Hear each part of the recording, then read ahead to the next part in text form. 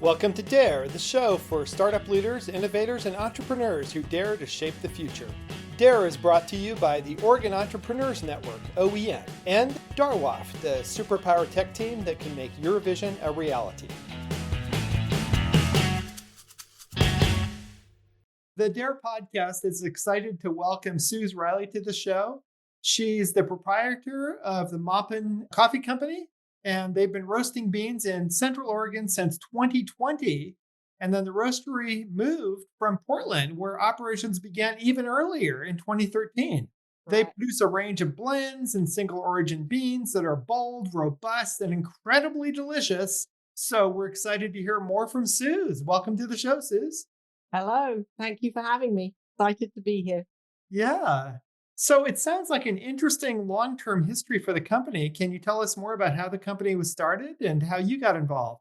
Yeah. So it's kind of a quirky story. So in Portland, I belong to a group of women entrepreneurs mostly, and we're called Skive, which is English slang for leaving work early or not maybe going at all that day. Okay. Skiving off is a great British tradition. And so a friend of mine started Skive, I'm going to say nearly 20 years ago. Anyway, Yeah. and we meet once a month. And one of these months, a lady called Kathy turned up, who I knew pretty well, and she put a pound of coffee on the table, Mm. labeled bold, and said, if anybody likes their coffee beans deep, dark, and absolutely fabulous, they should try it. So I picked it up because I am an espresso drinker, took it home, tried it, and started buying it immediately. Ah. And so they were roasting from Portland for about 8 years, maybe a Mhm, bit mhm. longer. Can't quite remember at this point. I'm also a realtor and I have a house in Maupin as well as a house in Portland. Got And it. one day Kathy rang me up and she said, we're thinking of moving to Maupin. What do you think? And I Mm. said, get in your car right now and come because your house is on the market and it's not going to last. She Ah. listened, she came, they bought the house, and then in the middle of the transaction, I suddenly said, oh, by the way, you have to bring the roaster. So they Oh. did, and they continued roasting out of their garage. And now we're at like 4 or 5 years ago. All the rules changed. The Mm. Department of Agriculture decided that coffee roasting fell under food production, mostly because coffee roasters started doing cold brew, and cold Mhm, brew is definitely food production and comes with mhm. its own slew of issues in terms of not letting it go off, bottling it correctly, keeping it at temperature, all of those things. And so suddenly roasters needed to have triple sink. They needed a toilet. They needed a hand washing sink. They needed a flue to vent brew. None of Mhm. Ken and Kathy had. And so they Ah. threw up their hands and said, well, okay, we're done. We're retiring out of this. And my response was, well, not so fast. I'll buy it. I like the company Wow, so that's much. bold of you. I will buy Yeah. it. Right. So I bought Bold and started roasting, upgraded the machine so that I could put a computer on it and start replicating my roast very precisely.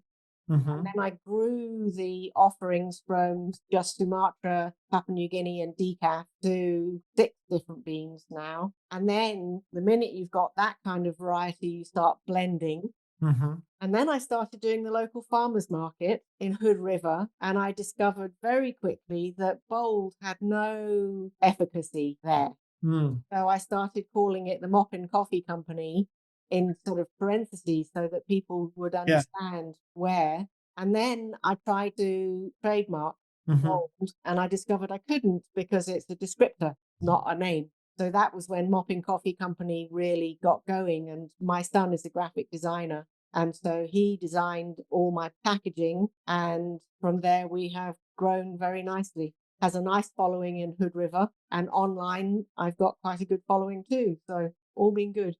That's fantastic. Yeah, so did you ever see yourself getting into coffee? Like, was this No. it was just a But side then gig? that's my life story. So I'm originally a Londoner and Uh-huh, moved to Portland 37 years ago with my uh-huh. then husband, who was recruited by Nike's ad agency, Wyden and Kennedy. Mhm. And so he arrived with a work permit and I didn't. So I started volunteering and I helped set up the Portland Institute for Contemporary Art, which was something I had never done before. I didn't know anything about nonprofits. I didn't really know much about art. I just knew I liked it. Yeah. And so from there, bizarrely, I got into real estate, and I've been selling real estate for about 26 years now. One thing led to another. And then we moved to Maupin. Well, we bought the house in Maupin as a weekender.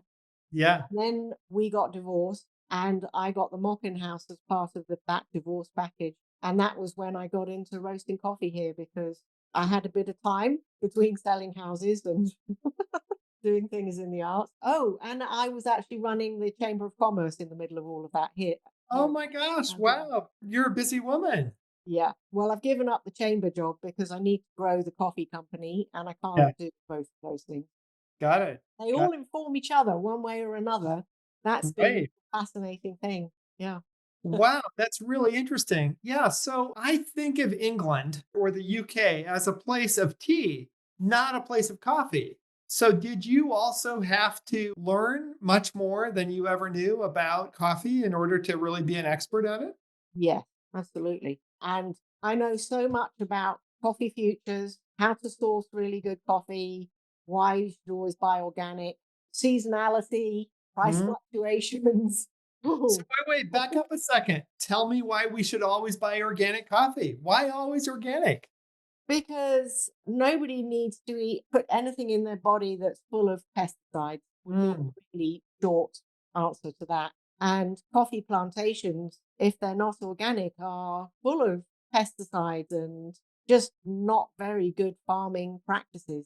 And mhm, organic farmers take care of their crops and their plants very differently. They care very differently about what they're doing. I'm also equally concerned not just about how the beans are grown, but how they're dried, because often beans are dried in massive warehouses where air is, pushed through the warehouses in order to get the drying process going. But historically, beans have always been raised on beds and dried in the sun, mm. sort of simple. And so no mold in that process because it's all outside. You're already dealing with really good beans. You're dealing with people who care about what they're doing. And when I receive the product here, they're just demonstrably better beans that taste way better. Great. So I'm curious, you are an entrepreneurial leader in coffee. You're focused in a small region, a small town, really. Yep. And you connected with us via the startup scene. So tell me more about how kind of the startup or entrepreneurial world have helped you to succeed. That's been so interesting. So, like I said, I was running the Chamber of Commerce here for 4 years, basically Mhm. from the beginning of COVID Yeah. until last November. And through the chamber world, I knew about the SBDC, for Mhm. instance. Yeah. So did you hear about things through the Oregon Entrepreneurs Network? Yes, exactly how I found about that. And Yeah. once you start connecting, other people connect into you in ways that I hadn't imagined. And frankly, from the chamber side, don't really see. You see the organizations presenting themselves, but until you are an entrepreneur and need help, that's when other people started stepping in, like the people that I knew the names of but hadn't necessarily met. And they were Right. suddenly pinging me and going, Suze, I've got an idea. Let's have a meeting. Let's Yeah. talk about how we can help you. And one thing has led to another. There are at least 3 steps that I have gone through that I had no idea was going to happen to me. And it's been brilliant, honestly. All kinds of connections that I had no idea existed. Yeah, wow, that's fantastic. So all of the community of connections helps. So I'm curious, like you grew up in the UK, and Yep. so I'm curious what it's been like here to be working with people, in the US and in this part of Oregon and all of that. Yeah. I mean, it is a very different business culture in America is very different. And I'm really happy that I started in nonprofit, to be honest. I think I would have crashed and burned if I tried to get into corporate. I mean, I'm just not Yeah. built that way.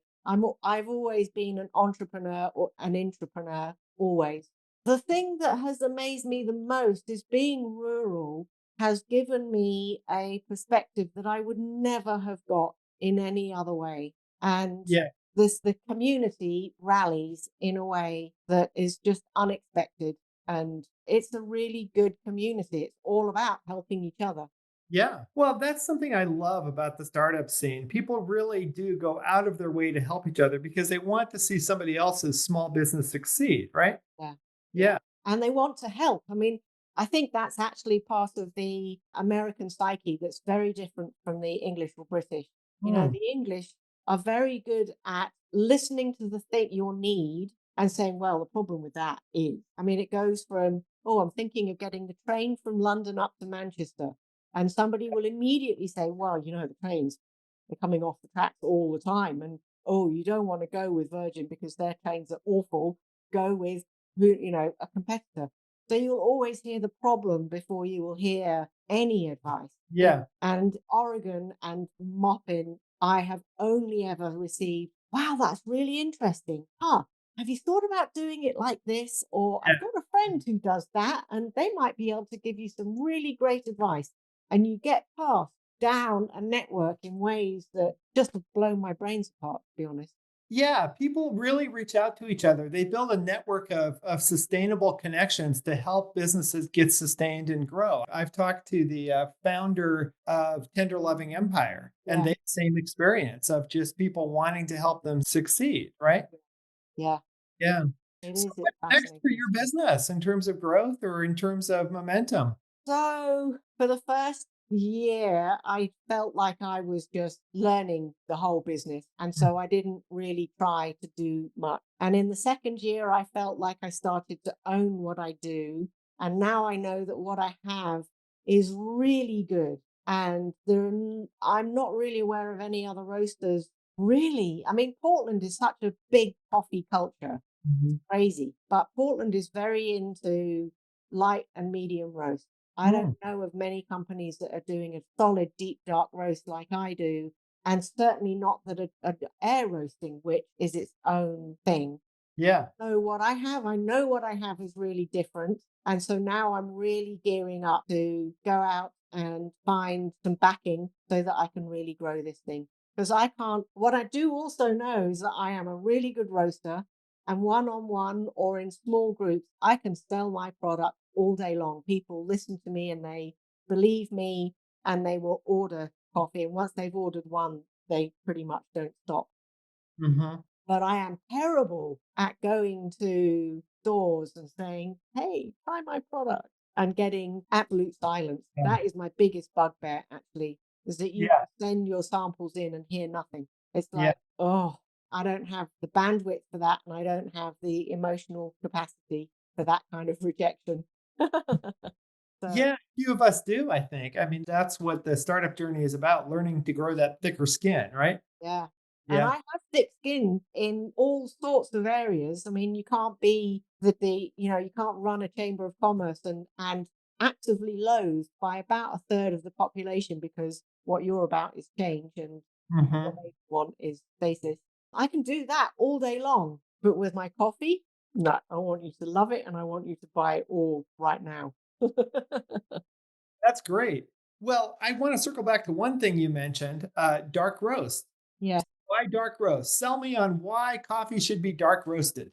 First, you told me about organic. Now, tell me about dark roast. Like what? Okay, so most coffee that is roasted at scale, and by scale I mean anything from I don't know, 50-pound batches and up, Mm, are roasted in drum roasters because the capacity is there. They're normally powered by gas.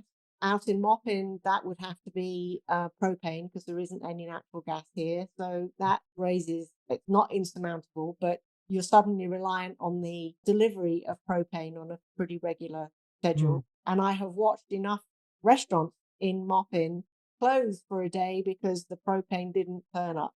mm. And I've watched that happen and gone, there's no way in hell I'm living with that kind of potential problem.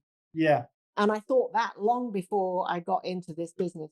So what I bought was an air roaster and I roast in 5-pound batches, Mm, tiny. And so I have a cone that I can't really do it with my arms, but it's a cone roaster. And you put 5 pounds of beans in the hopper and you yeah. shoot 400-degree air up through a very small aperture that whips the air around and the beans are constantly in motion. And so think of it like popcorn, except that coffee needs to be cooked more like baked potatoes. In other words, if you cook the outside too fast, you end up with a burnt crisp on the outside and a raw potato in the middle. Oh, so it needs to be carefully calibrated. Yes. So going back to drum roasting, the beans are reliant on the temperature of the drum Mm, initially to start cooking. So mm, they are in contact with that metal. And then there is a point at which beans turn into their own little mini volcano and they start producing more heat than is being pumped in. And mm, that's where it becomes crucial because when those beans suddenly start going, if you're doing a drum roast of let's say 50 pounds, mm. controlling that and not getting a burn is really difficult. I'm going to say almost impossible, which is Yeah, why everybody wants a light or medium roast because the burn didn't happen. So beans, when they're cooking, go through two phases, basic phases. There's first crack and then there's second crack. And mm, first crack is when the beans, which are tightly closed, first crack is that they pop open and they expand. I don't know what the percentage is of that physical expansion, but it's let's say I don't know 50%. I actually don't. I'm sure there is a number, but I don't know it. mhm. You keep cooking and then they'll go to second crack and then they really open up and you can see the seam through the center. And a medium roast, that center seam is still white. And when they go well through second crack into a dark roast, that center seam is also dark brown to black. And that's when the oils get released and the beans get very glossy. That's exactly when you stop. And Ye because I'm roasting small batches, I can hear it, I can smell it, and I can see it. I can look in the top of my hopper and I can see exactly where the beans are at. And then yeah, my system is also on a computer, so I can see what the temperature is and I can see the system dropping the temperature from the burners underneath as the beans continue to expand and create their own energy. Takes fascinating. me takes me 10 minutes to do a 5 pound roast. Wow, that's exciting. So you can do it really quickly. Yeah. And Yeah. my beans are phenomenal. So one of my favorite things to do is to turn up at, say, Hood River Farmers Market, and Uh-huh. I will have an air pot for each individual bean that I roast. So I've Mhm. got Sumatra, Papua New Guinea, Peru, Colombia, and Ethiopia and decaf. Right now it's decaf Peru, and that's a whole other subject. So people will turn up and they'll say, well, I'm a real coffee snob. Tell Yeah. me what's your favorite? And I'll look at them and I'll say, well, my taste buds are not yours. So your job is to grab this little cup and do a little tasting of each, and you tell me. And you watch their face. They'll find a bean that they love, and their whole face changes. Or Mm, they'll say, I really like medium roast. What's your medium roast? And same mm. answer. Grab a cup, taste your way down the line. You tell me. And they get to the one that they like, and they go, "Oh, this is fantastic! What roast is that?" And I'll laugh, and I'll say, "It's dark," and they'll go, "No way," because they've been taught that a dark roast means burnt. Interesting. Right. Partially because of Starbucks, frankly. Absolutely, Yeah. 100%. So then they learn. I give them a quick lesson in the whole roasting process, and I'll say, I will do you a medium roast. If you order a pound of coffee from me and you want it medium, I'll roast it medium. That's super easy. And, Mm. and if that's what you want, and now I have your profile, you can reorder your profile all day long, and I will roast exactly that profile. Wow. Custom service. I don't know if anybody else is doing that. Yeah. That's fantastic. Yeah. Great. Well, this has been really an education for me in what you've been doing and the possibility of a small coffee maker actually thriving and surviving in a world that seems kind of flooded with coffee. You've really found a specialty market and really emphasized that. What's next? Do you plan to grow further or? Yes, absolutely. So, my little 5 pound roaster. Well, okay, let me back up. So, I'm also a motorcyclist Yeah. and I organize a 3 day motorcycle rally in Maupin every June, Wow. which, yeah, I'm just a glutton for punishment. Yeah. But that's really, really fun to do. And one of my sponsors is Cascade Moto, which is a motorcycle dealership for Mhm. BMW and Triumph in Portland. They come and help me with training, and I sell my coffee to them to put in their Mhm. shop. They ordered 400 pounds of coffee to be delivered in tins. So we designed the tins and had them shipped here. And then I started roasting. And now I know that to produce 400 pounds of coffee takes me about 3 days. Fascinating. Might have taken me a bit less. I probably wasted time on that first day. I could have maybe done it in 2.5. Either way, it gave me a remarkably good idea of what roasting at volume with this roaster looks and feels like. So now I know that I could produce like maybe 1,000 pounds of coffee a week if I absolutely had to. And I had help because right now I'm the roaster, the packer, the deliverer, the Mm, marketer. I'm everything. So I know I can go to about 1,000 a week on this tiny little machine. I also want to stay with air roasting. And the company that makes this machine makes another one that's got like a 17-pound capacity. And what I have not mentioned is that this runs on electricity, which in Maupin is really important. And because we're in Oregon and I'm close to the Bonneville Dam and the windmills, solar and hydro, electricity is cheap here and it's mm, reliable. It's really rare that it goes out for any length of time. So Coffee Crafters, which is the manufacturer of my machine, does a 17-pound machine still running on electricity. So I mhm. can go to, if I got that and I was running at full blast, now I can do, I don't know, 3,000 pounds a week without any trouble. And if I go Right. again from there, I just buy another 17-pounder and I Yeah. just buy more machines to keep up with that production. That's the theory. Fantastic. What a great plan for the future. Yeah. So, our last big question that we always ask on this podcast is, what do you dare to dream? I dare to dream of roasting 500,000 pounds of coffee annually. Wow, that's a big number. That's a very big number. Yep. Okay. Great to have you on the show. And thank you for your time today. Thank you for interviewing me and chatting. It was very good. Thanks to our guests today for their insights into the entrepreneurial ecosystem. We wish you all the best in your startup journey. The Dare Show is brought to you by the Oregon Entrepreneurs Network and by Darwaf, the superpower tech team that can make your vision a reality.